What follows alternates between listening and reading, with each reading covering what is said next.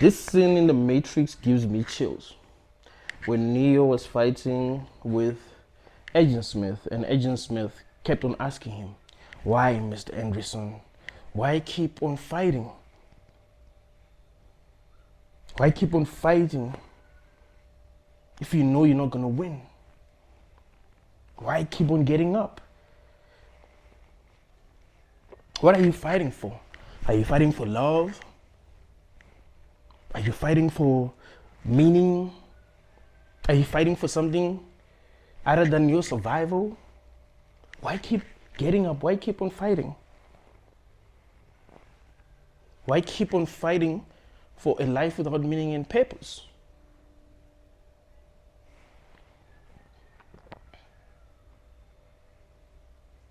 Why keep on fighting for something without meaning and purpose?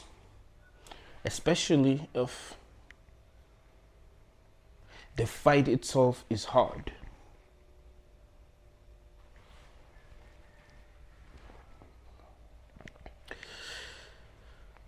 When I first started watching The Matrix when I was still a kid, I looked at Smith as the bad guy. But as I got older, I started to relate to most of the things that he was saying. Isn't it crazy that when we were kids, we used to relate more with the heroes? But as we get older, we start to relate more with the villains. Like we start to understand villains, you know? You watch Tom and Jerry, and you start to understand Jerry. Jerry is the cat, right? So I don't remember if Tom was the rat.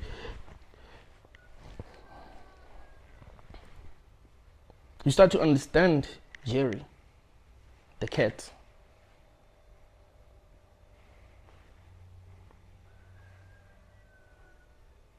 You watch the movie The Titanic, you start to understand that rich guy, that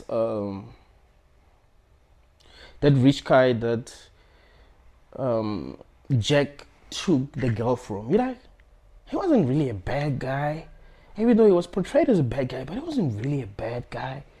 In fact, he's the real victim in the movie.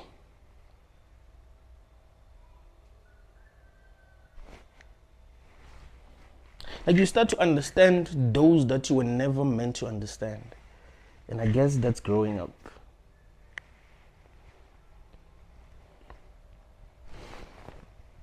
The ones who like to justify themselves more are usually right.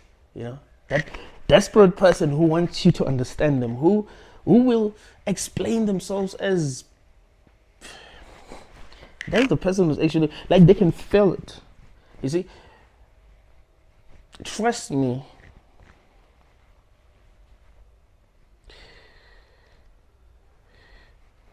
truth exists. Yes, as humans, we do make things up. We do have our own personal truth, but absolute truth exists.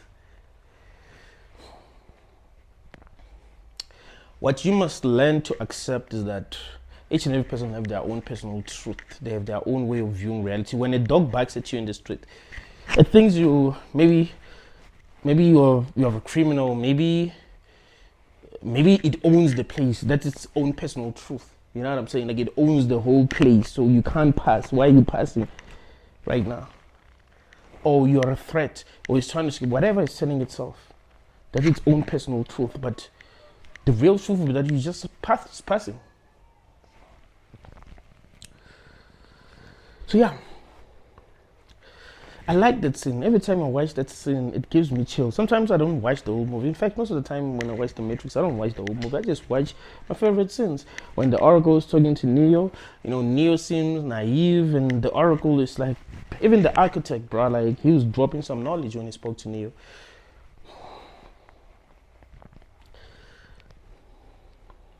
The worst thing about life is that it has no meaning, and we go through so much as sentient beings. So every time when I watch that scene and Agent Smith asks Neo, why keep on fighting? Why keep on getting up?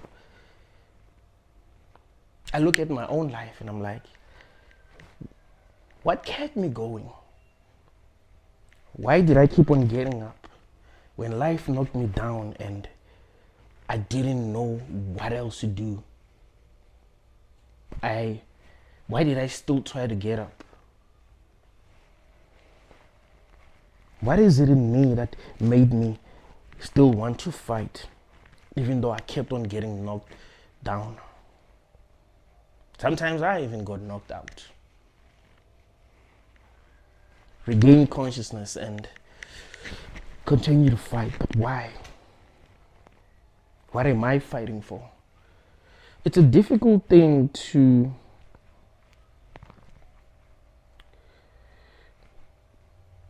live life like a normal person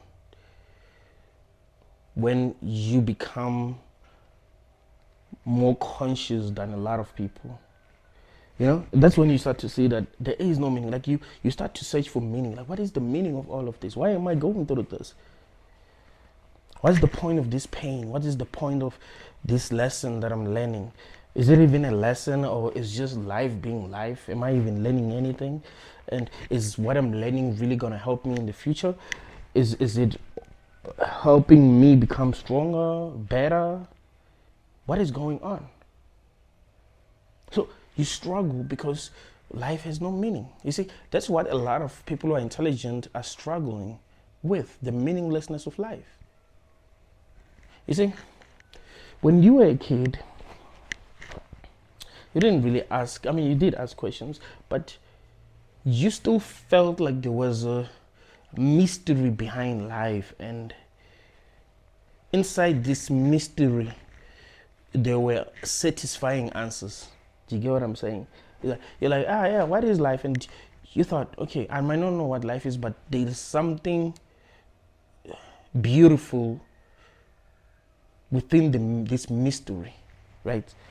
But as you get older and you start to understand a lot of things, you start to understand what a human is. When sometimes things seem random, sometimes things seem scripted, you start to look at the idea of free will and you're like, do I even have free will?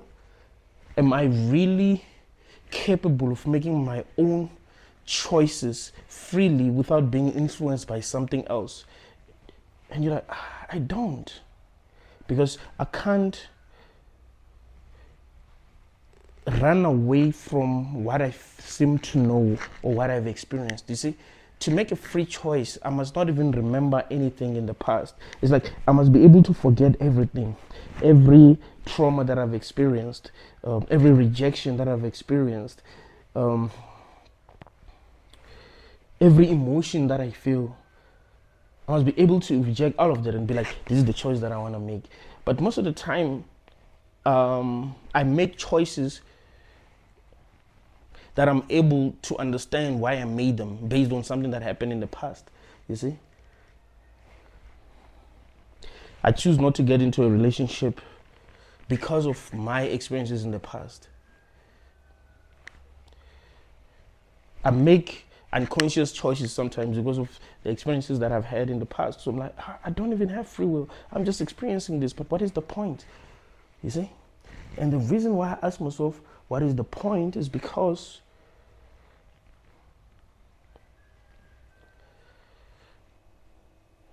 when a person is not having fun, they ask themselves why they're doing what they're doing. That's when you start to ask questions. You see, if you were in a relationship, even a relationship didn't really have a direction, if you were truly enjoying yourself, you don't sit down one day and be like, but where am I going with this? You just enjoy the ride. You don't even care where you're going. You know what I'm saying? Yes, you might ask your partner, hey, we're getting married, or you know what I'm saying? But it's not something that you're going to be thinking about every day. Like, you just want to enjoy the ride. But if there's too many obstacles on the way, that's when you stop and be like, okay, and where am I going again? And where am I going there again? Wait. You mean no one knows? No one knows where the heck I'm going? No one's know where the heck they're going? No one's know what the heck they're doing? You know what I'm saying? And it starts to bother you. See, the more intelligent you become, the more it bothers you. Yeah. But it has to have meaning. We can't go through the hell that we go through if all of it has no meaning.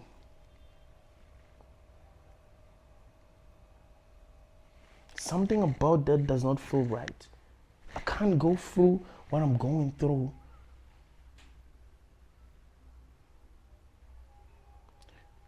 if there is no meaning.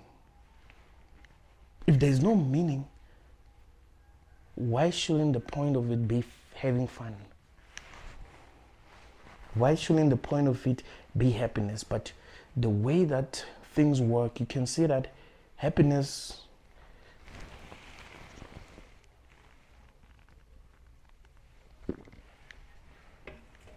almost seems impossible.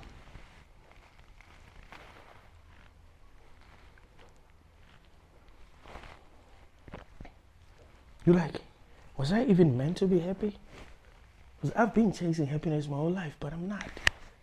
You're like, oh, maybe I'll be happier if I didn't ask questions. But will that be true happiness? If I had questions, but I didn't ask these questions. Maybe I wouldn't even have these questions if I was happy, because I wouldn't need to have these questions. It's like if you were inside a car and someone was driving it, playing music that you don't like, everyone is making noise, you don't know where you're going, they're just driving and they don't seem to even know where they're going. How are you going to feel? What kind of questions are you going to ask? Of course you're going to ask them, hey, where are we going? Do you know where you're going? Those are the questions that you're going to ask. But trust me, if they're playing your favorite music, you're enjoying the ride, everyone is having fun, you are having fun, it might not even occur to you to ask where you're going. You're just going to enjoy the ride. The problem is that people are not enjoying their lives and it's not their fault. This thing of blaming people for suffering needs to stop. I have to repeat that. This thing of blaming people for suffering has to stop. No one wants to suffer. People are trying their best, bruh, to not suffer. Some people are just so damn broken because of what they've had to go through in this world. Allow people to express themselves. Yes, let me tell you this. A person can tell you their story and you see the mistakes that they've made. A lot of people have told me their stories and I'll be able to see their mistakes. But you have to understand that we make mistakes. That's part of being a human, right? There are decisions that I've made this year that I look back and I'm like, how the heck did I even make that decision? That was a really stupid decision for someone like me to make. It happens. You will make stupid decisions. Most of the time you actually make good decisions. You might not even realize that. You are alive because you've actually been making the right decisions most of the time. You're not in prison because you've been making the right decisions all the time.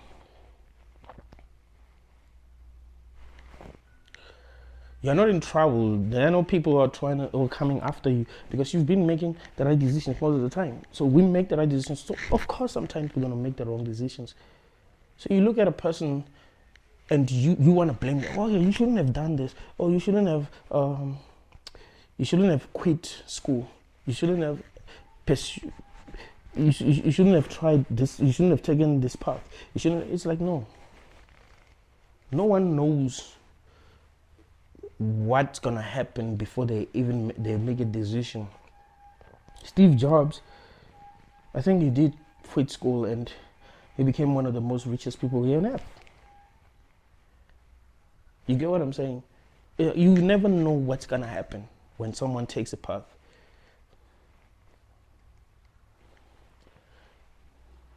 So people suffer because in this room people suffer, bro. No one wants to suffer. If there's something that people are trying to avoid is suffering, trust me, people are desperately trying to avoid suffering.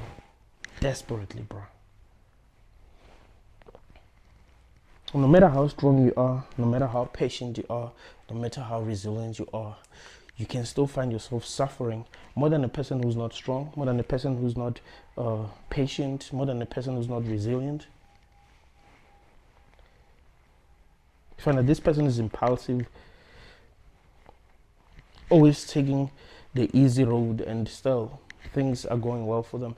You know, life is just favors who it favors. Evolution favors who it favors. You know what I'm saying?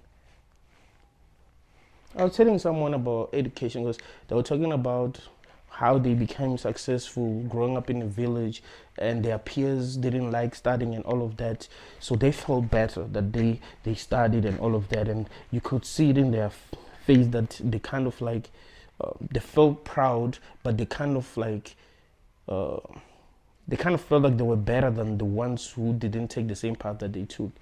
Like, I'm better because, you know, I tried, I fought and all of that. And but you have to understand that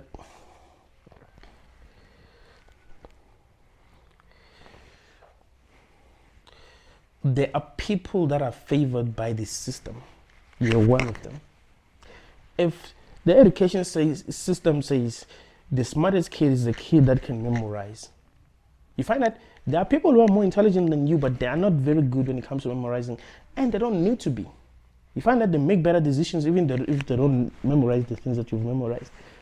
But if the education system says the most intelligent kid is the one that's able to memorize, and there's a reason for that, then you will be favored. It doesn't mean you're better.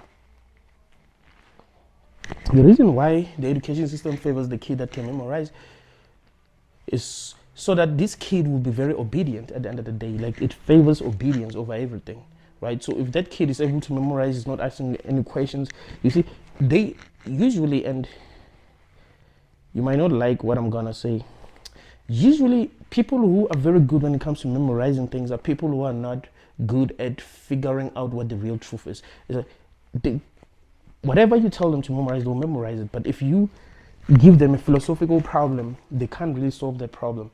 You see, they're just good at memorizing, and that's what the education system wants. It's people who can memorize, people who can follow orders.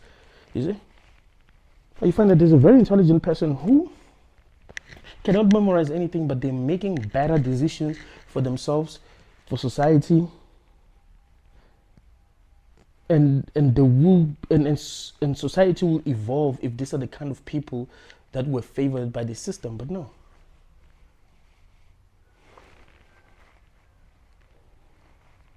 So you have to understand that if you are doing well in life, you are just lucky. Look at it that way. If you are doing well in life, you were just lucky. It was possible for you to end in the street for real. End up in the street for real. Like, it was 100% possible. You were just lucky.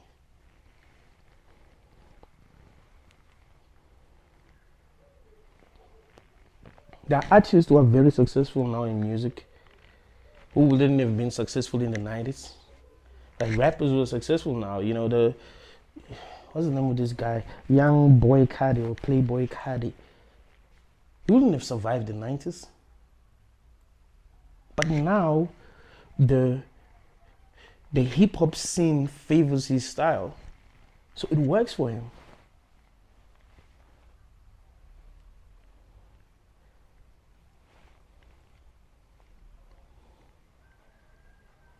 It's not evolution, you must say. It's just music has evolved. No. In the 90s, they were making crazy music, bro. It's just what the scene favors now. It's what the kids like. You know? In the 90s, they like punk. They like people who were actually saying something, who were representing something, you know? They kind of like that raw sound, you know, like, and something that had a lot of passion. That's what they liked back then, but it keeps on, music keeps on changing. You know, so fans end up not loving the same things that they loved back then. But all of it boils down to luck. You could have been born in a rich family and you find that things go very well for you. You don't get sick. You don't become traumatized. People who grew up in rich families, sometimes they become traumatized. but you don't become traumatized. You find that things just work out for you. You meet the right people, you keep on working hard, and things end up working out. But it's also possible to go through trauma, and I told y'all this, that suffering doesn't build character, it destroys it. So you might find that if you experienced the things that people who became broken experienced, you'll be in a situation that's much worse than the situation that you are in. So people are suffering not because they are bad, not because they are stupid, not because they want to suffer, not because they are lazy, but it's because life is suffering.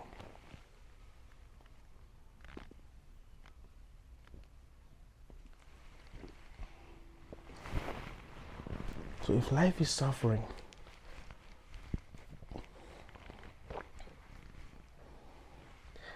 you might ask yourself this question: what is really the point? You wake up in the morning, you look around you and you're like, what is this, man? What is the point? I was once a baby. Some of the things that I've went through seem unreal. Can't believe that I was a kid at some point in life, and now I'm an adult. This reminds me of a joke from Joe Rogan. He was talking about there are no real grown-ups, and he was like, yeah, there are no real grown-ups, man. You think when you're growing up, you're gonna, life is gonna make sense, right? So when you're still young, you look at adults and you're like, I'm gonna become an adult one day, and hey, all of this is gonna make sense. And then one day you're at a store and some kid calls you saying, you're like, what? When did it happen? You mean I'm a grown up now? You're like, no one knows, because now I'm a grown up and I don't know anything. And I thought when I was a kid that when I reached the age of 25, I would know what the heck is going on. You don't even feel like a grown up. I'm 32, I don't even feel like a grown up. People who are in their 40s, people who are in their 50s, they show me the kind of respect that they will show their peers. It's like, I'm a grown up for real. But I don't even feel like a grown up because I don't know what I felt that I should know when I reached the age of 32. Because I looked at people who were in their 30s, I looked up to them, right? I looked at them and I felt like they knew some things that we don't know. Now you realize that people don't know anything. A person might be 60 and you know more than them. The kids now, kids who are like 18, 19, I've communicated with some of y'all. Like, they know a lot, bro. So you're like, dang, there are no real grown-ups here.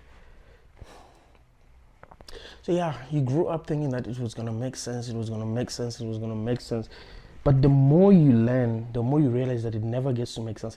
It's like if you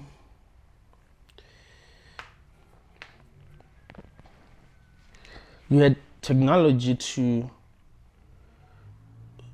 see what's going on in space, and you felt like you'll reach the edge of the universe. Like, you'll understand what this is. Like, you find some walls when you reach the edge of it, but then you realize that you never reach the edge of the universe. That's when you start, you kind of feel hopeless, more hopeless than a person who knows nothing. Like a kid who might think that stars are just lights, like the universe isn't that big, the earth is flat, and that. But then the more you know, the more you feel like, what if the whole thing is endless? So you feel small. So that's why when you become intelligent, you kind of feel sad, bro. Like, the saddest people are the most intelligent people. You find that a person, they have things that you want. This person lives in a nice house, they have a nice career. Maybe it's a philosopher, they're selling books. They don't have to wake up every day and go to work like everyone else. They're writing books. They can wake up at any time in the morning. They have things that people want, but they are sad, bro. Compared to a regular person, like they're sad. They're too damn intelligent, and they're realizing that it's all meaningless and pointless, and they don't know what to do. They look at the suffering that's going on in the world. It seems like this is not for our entertainment. That is why a lot of people are not happy, and that's what sucks. They're like, yeah, if the whole thing is meaningless and it's for our entertainment, then we should be entertained. Right? We should be entertained. We should be so entertained that no one even complains. No one even wakes up one day and be like, this is bad. No one should even be feeling like that. Everyone should be feeling like this is a good experience. But you can tell that when people become intelligent, they start to kind of like hate this place, you know?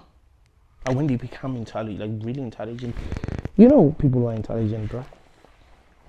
I'm not talking about some scientist. I'm not talking about someone who does philosophy, because you can consider yourself a philosopher even if you're not intelligent. But there are people who are just intelligent. You can tell, even if it's not a scientist, even if it's not a philosopher, even if it's just a regular person who's just walking in the street. If they're intelligent, you when you listen to them, they will make sense. And to me, a person who's intelligent is a person who have managed to see beyond many illusions. Do you get what I'm saying? That's a person who is intelligent. When I was growing up, people believed that, where in my village, they believed that there was a snake. You know, when there will be wind, not wind, what did they call that thing? That, it's not wind, that thing that spins, what is it called?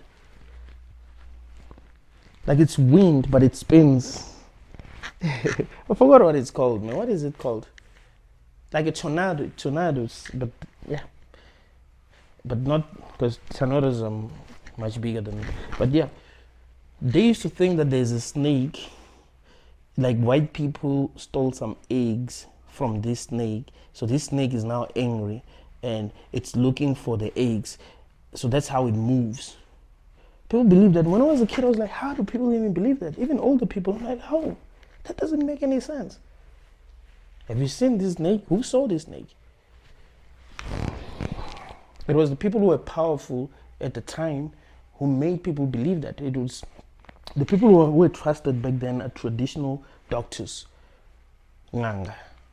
Like those are the people that were trusted at the time. So those are the people who told people that. So in 2018, 2019, someone made a fake image of that thing in the clouds. And my sister came to me with it and was like, oh, because you used to not believe that that's what happens. Look at the picture. And I could tell that it's fake. My dad believed it. Everyone believed it. I'm like, what's going on? This is insane. Like, it's obvious. And of course, now they know, right? I know, of course, if I had a conversation with my sister now, she would tell me that, okay, she knows it. But then it hurts. You're like, you're supposed to see what I see. Why are we still having these conversations? But yeah, what I'm telling you is that intelligence is the ability to see beyond the illusion. Like if someone is trying to trick you, you must see that. If you come across an AI video, you must be able to see that, oh, this is an AI video. When you watch professional wrestling, you're supposed to be able to tell that it's scripted, right? A lot of people have just recently discovered that the whole thing is scripted. You know, when they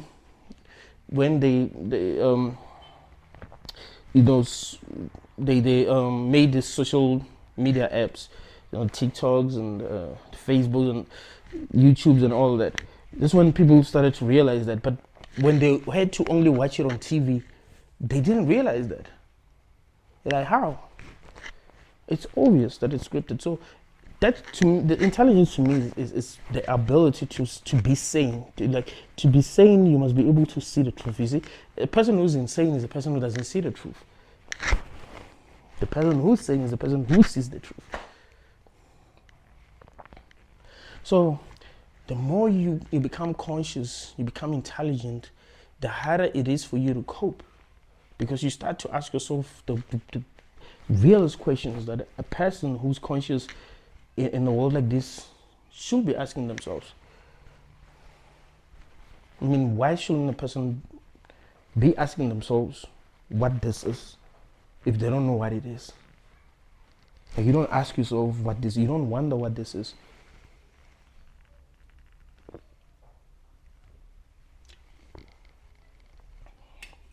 You don't have the answers. But it feels right to you to just live your life as if you know.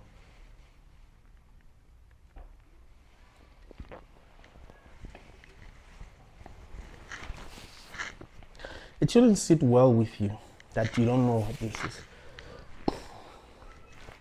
Because it could be anything. It actually could be anything.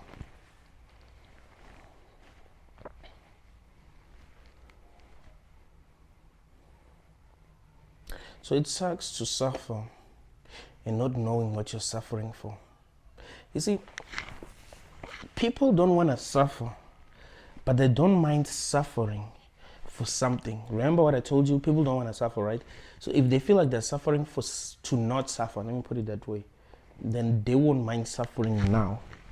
You see, you can choose to suffer now so that you don't suffer later. I mean, in fact, we do that all the time. We do choose to suffer now so that we don't suffer later. But really, we don't want to suffer. We just figured that the best thing we can do is to suffer now so that we don't suffer later. You work so that you don't have to deal with hunger later.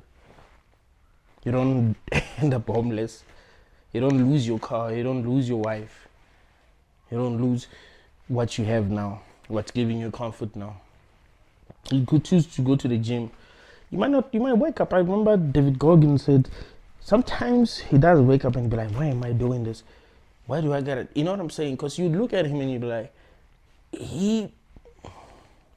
the guy needs to be studied actually. Because he's special. But even him, he does wake up sometimes and he just doesn't feel like training, right? We're talking about a guy who outperformed all the athletes that went to train with him. MMA fighters, like in MMA, someone that was known for having a great cardio was Tony Ferguson. We never seen him tired.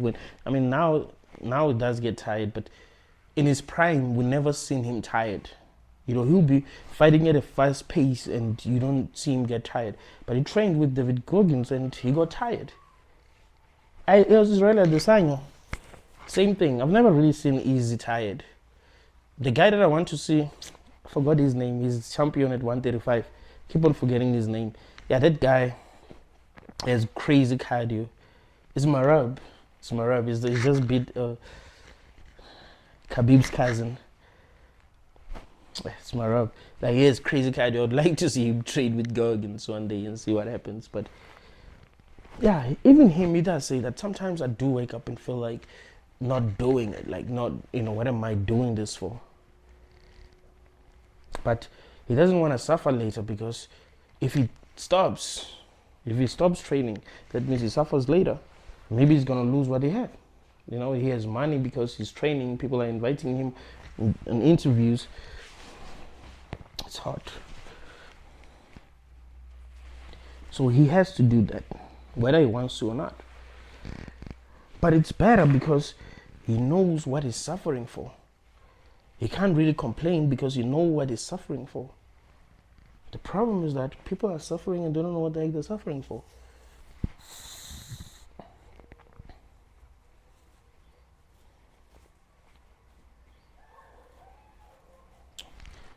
See, as people become more and more intelligent, they even start to imagine non-existence. But like, what would non-existence be like? Because as a conscious being, there are a lot of things that I deal with. But if I was not conscious at all, I would not be dealing with these things. You have to experience things you prefer, things you don't prefer. Yes, it's good to learn how to handle situations. It's good to learn how to interpret what's happening in your life. And that's what I've been talking about lately. And it's really important, guys. Like, you see, what I'm telling y'all now is not to try to control what happens in your life, because you're not really in control. You're going to waste a lot of energy trying to control what happens in your life.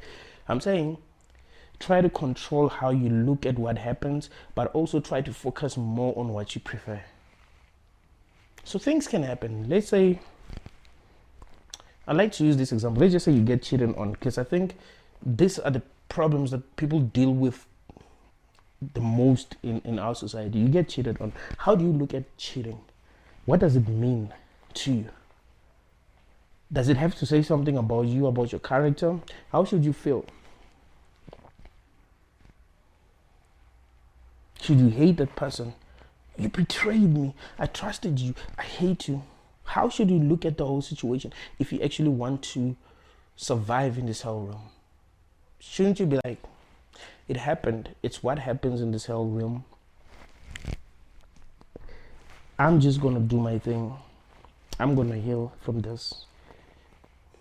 I'm going to find another person who's probably going to cheat on me too. But at least in the beginning, they'll not have cheated on me, whatever. But it matters how you look at things, because you are the one who gives meaning to things.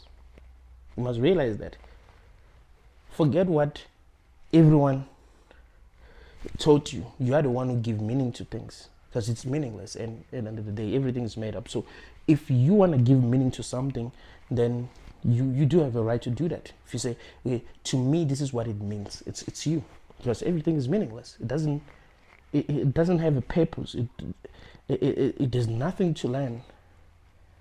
I've been telling you that if you want to realize that we're not here to learn anything, you have to look at what we're becoming as people. You see, when we were young, we were very optimistic. We're full of life. We used to be happy, and yeah, we had that spirit in us, you know, that made us want to fight for what we believed in, and that wanted us to have, there's a reason why adults love kids. Like, there's something that they miss about themselves, you know, something that's gone, that they don't know how to get back. You see? So as you get older and experience life, you start to unlearn, or let me say, you become less of what you used to be. It's like the matrix, and I told you this, that the matrix absorbs you, you know. It makes you believe false narratives, and it's a way to program you into becoming like the machines in this world, like, you know what I mean? To become an NPC.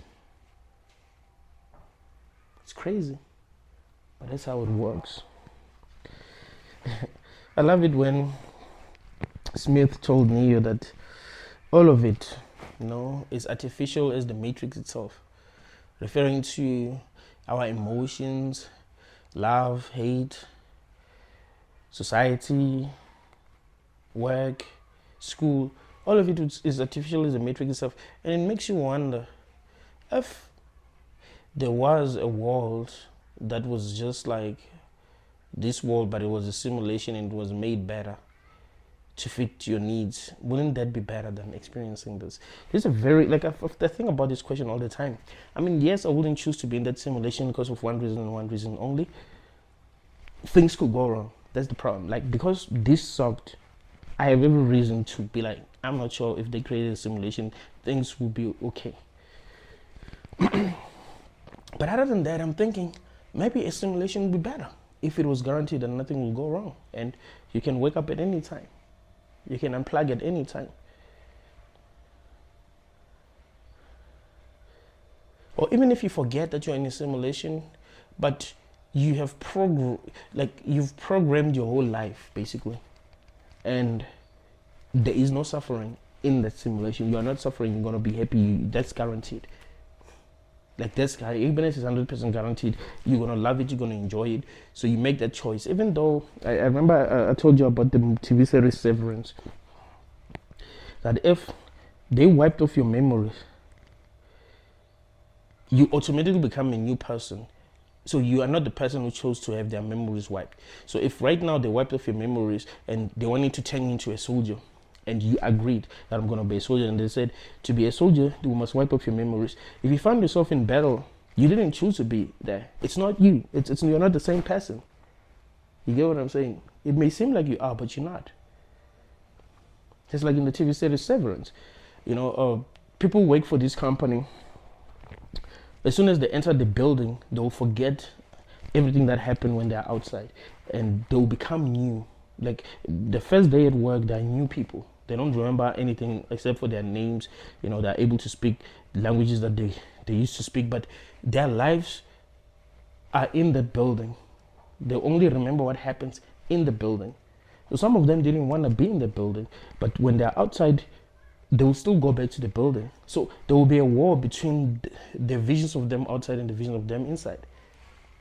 That tells you exactly what I'm telling you, that you couldn't have possibly chosen to be here if you forgot why you chose to be here. The people were saying, oh, you choose to be here, you choose to be here. No, you don't.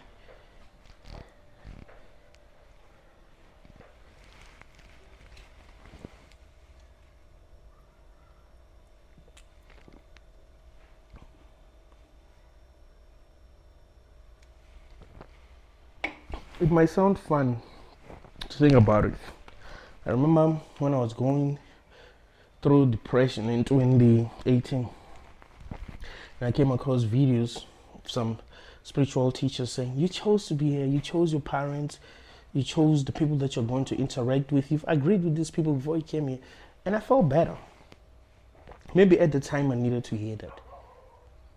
Oh yeah, so I chose that I'm going to go through this with this person. We have agreed. Wow, that's nice. I don't know why I would choose that, but that's kind of interesting. Maybe I had my reasons. I chose to be betrayed by this person. But as you become more and more conscious, you're like, huh? I remember this girl. She was in this other podcast, McGee's podcast. It's the biggest podcast in South Africa or in Africa. So this lady was like, so yeah, now I understand why I chose my parents, because we do choose our parents. And the host was like, no. And both of them were like, no. Like it was actually funny because they didn't even think about it. They just said no. And they disagreed with her. I know. What about the babies who get thrown in dustbins? Did they choose that?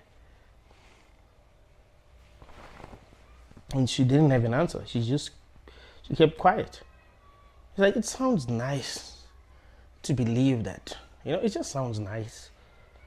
I chose this, I chose this. Like, no, it didn't.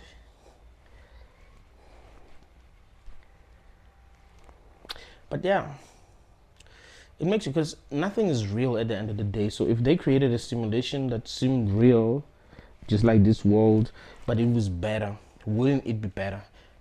And it makes you think about, I don't forget his name, Cypher, I think his name is Cypher, like in the Matrix, when he wanted to go back to the Matrix.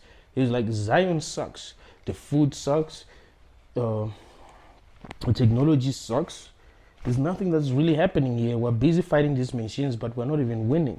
And we were lied to, we're told that we're the, and I like the fact that, okay, in the beginning when I watched the Matrix, I thought the guy was a villain, but then you watch the Matrix again and you're like, he's not. Actually, he's not. He was just looking out for himself. At the end of the day, he's not just going to suffer forever. It's like, okay, fine. You can fight to be in the real world, but what would you have won in the end? What if the real world, and what if the real world is the Matrix? Think about it. You don't even know what the real world is. What if even in the real world you're in the Matrix? So wouldn't it be better if you're like, okay, because I don't even know what this is, let me go and experience life in the simulation where I'm happy, where I'm enjoying. So it's when people make deal with the devil, I guess. But these are the kind of topics we must discuss as sentient beings. Does it matter if something is real if you are enjoying it? Because we have this thing of telling ourselves that, if something is not real, like for an example, let's just say, because we are 50 years from now, people are going to have robots in their rooms that they can communicate with, that they can have fun with, that they can even walk with, that they can even sleep with. We might think that that's evil, you listen to someone like David Icke saying something like that, but it's like, okay, do humans not suck? Because you can be like, okay, fine, humans must be in relationship with other humans. They can't just use AI for everything. But a lot of humans, they come with a lot of problems. Your AI robot won't cheat on you. Your AI robot won't leave you. Your AI robot will always be there when you need it. I'm not saying that's best, but I'm saying it's something that we can think about and even discuss as humans. You know what I'm saying? Because nothing is actually real at the end of the day. That's the problem. Nothing is real. Everything is actually made up. So how do we find meaning in the struggle, in the pain, in suffering, in accidents that happen, in wars? How do we find meaning?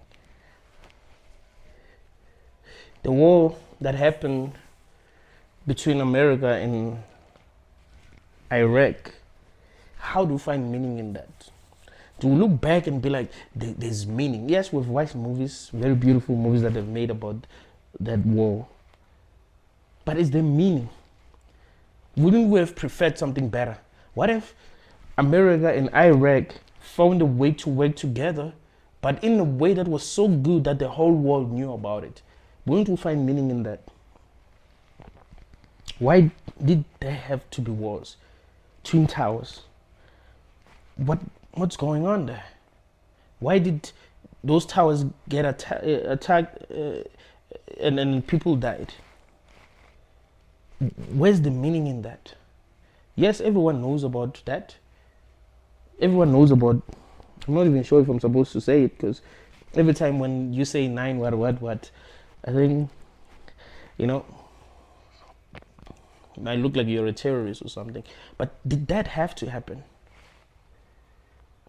Yes, they finally got rid of, the guy that they believed planned the whole thing. It took years. When Obama was in office, I remember I announced that they were able to get rid of the guy. And people were happy. But is there meaning in that? Where do we find meaning as humans? Do we find meaning in the struggle, or do we find meaning in beautiful memories? Like, bro, humans want to have fun, brother. We want to go out and play. We want to go out and connect with people, have positive experiences with people. I was in a taxi. Weird things happen to me. This has never happened to me. And it made me look at life in a different way. So when you're in a taxi, when you want to pay the driver, the person next, like in a chair that's next to yours, you give them the money to pass the money. So I give it to this young girl. She's maybe 23, 24. Young, beautiful girl. You know those kind of girls? Yeah, young, beautiful, well-dressed. And I'm like, can you please pass the money? She said, do it yourself. And I stood up and I was like, okay. And then I did it myself. But it made me think deeply. I was like, do we find meaning in that, or do we find meaning in connection? Do we find meaning in working together? It had me philosophizing. It didn't really, like at first it did hurt me, but then after 2-3 minutes, I thought about it. I was like, okay, there's something to gain here. There's insights to get. There's no meaning, but there's something that I can learn and understand about what I want in life. You get what I'm saying? It's like what we want is to work together. It's to make each other's lives easy. It's not for people to feel alone and to feel rejected. And I must, as a human, I must try to make sure that every person feels like they belong and not look down on them. So like I must try my best to, you know what I'm saying, to make a person thinks that we are having a positive experience. I guess maybe if we were going to find meaning, we're going to find meaning in that. You get what I'm saying? So if it was possible to find meaning, we're going to find meaning in that. We're going to find meaning. You find meaning if you are in a bad situation and someone helps you, or you see someone helping someone in a bad situation. I remember someone on is a TikToker. He did this social experiment where he will kidnap a person, like in the street. They'll be shooting. People will not know that they're cameras, and then he will just kidnap a person and maybe put them in a car or take them to a dark place. Sometimes a kid, and you find that people will just mind their own business, as if nothing happened. But online, people will be crying if something bad happens to people, and we see these things happening to people. It's not like people don't get kidnapped in front of other people. We see that happening. People will let you get attacked and not defend you. It's just that now men, because we've been programmed to protect women, and we should. If a woman is being attacked by a man in the street, yes, we're going to beat the man, which I don't recommend. I just say stop the man, call the cops. That would be better, because you don't even know what is going on, you know?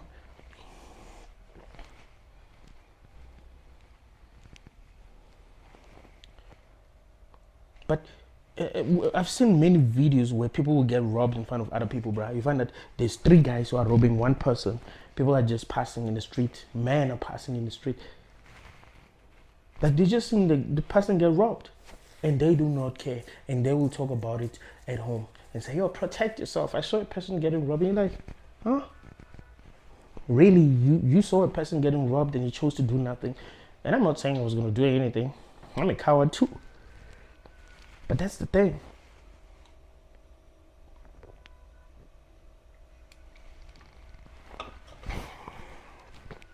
Can we find meaning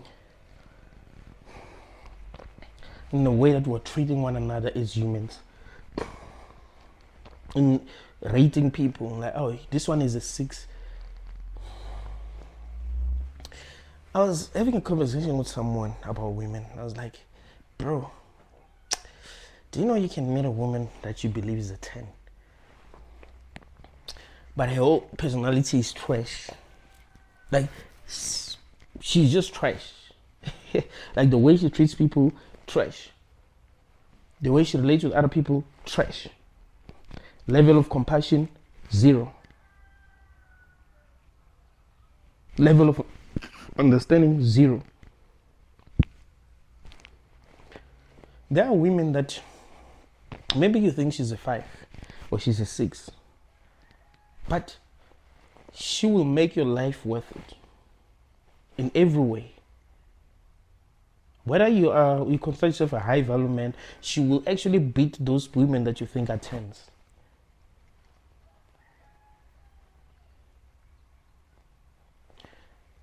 The way we rate people is so dumb that it sucks. Like, there's no meaning in that. If I'm just gonna be like, Benedictine is I like Benedictine, let's just say I have money. Yeah, Benedictine is a high value man because he has money. But you find that I'm a horrible person to people. Like, you're overlooking all of that. Is there meaning in that? That now I'm loved because I'm a high value man because I have money. It's like, no, it's hard to get meaning from that. But to get meaning from being seen for who I am, being understood, being listened to, maybe that's better. Maybe if the whole experience is meaningless, it would have been better that we learn to make each other's lives better. And maybe that's how we will be able to create meaning out of this chaos, right? Because we don't really have a choice. We are sentient beings who are having this experience that we didn't ask to have. And it sucks more when you feel that it's meaningless because you want it to mean something. You want to think back and feel whole because of the experiences that you've had. You don't want to think about the experiences that you had and you be like, and just be disappointed. You know? A lot of people, when they think about their lives, they feel disappointed. Like, damn, is this what the whole thing is about? Because this is disappointing. This is not what I would have chosen. This is not what I would have wanted. This is not beautiful. I don't see beauty in this.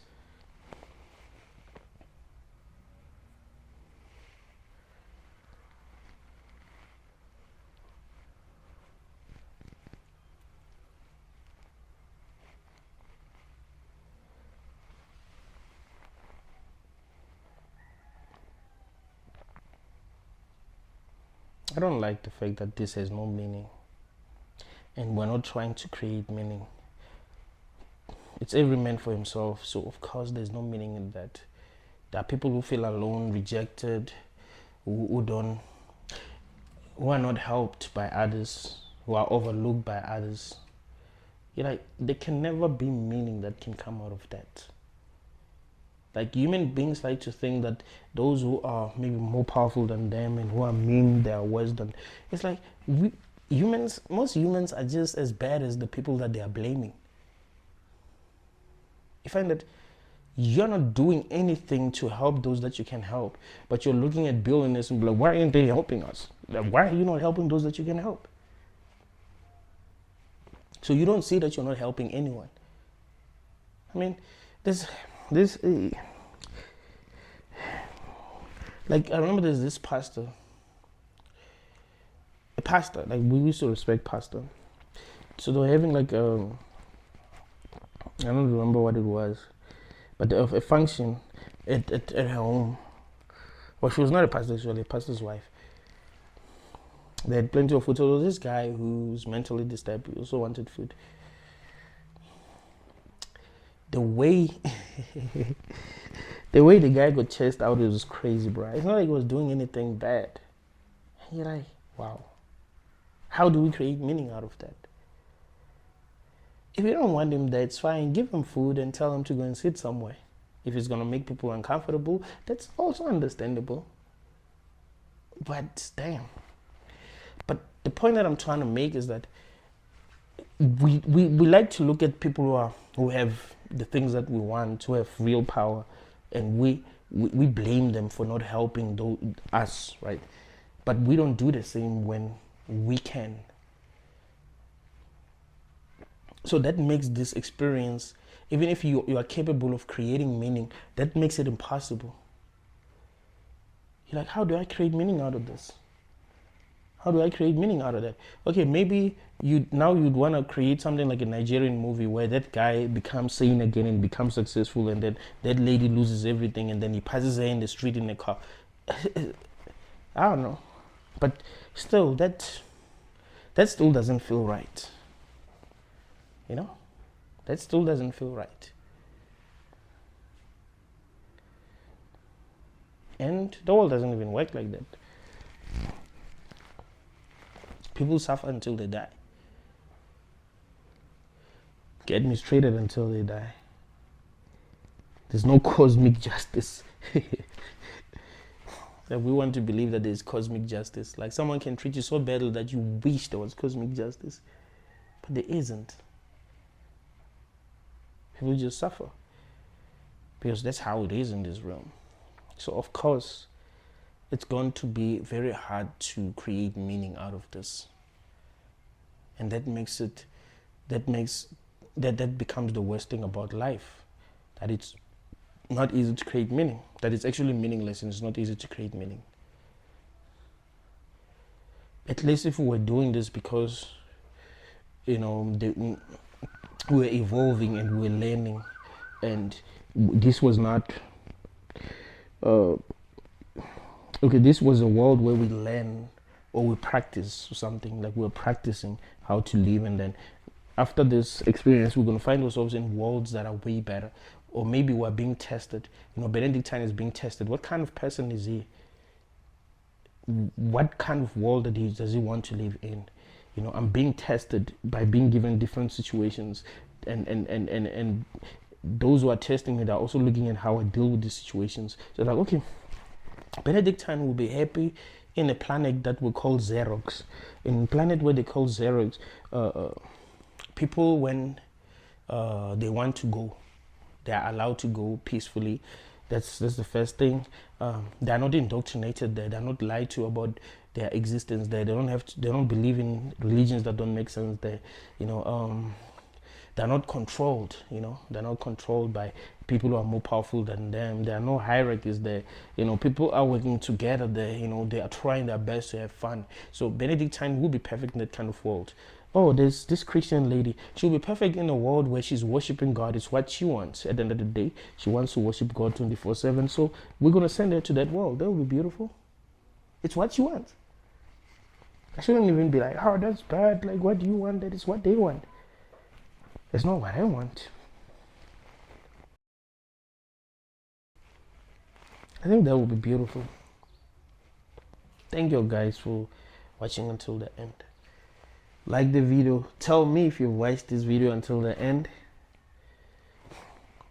Like the video, share the video. Tell me in the comments if you've watched the video until the end. Tell me what you think about the video. And share the video. Thank you.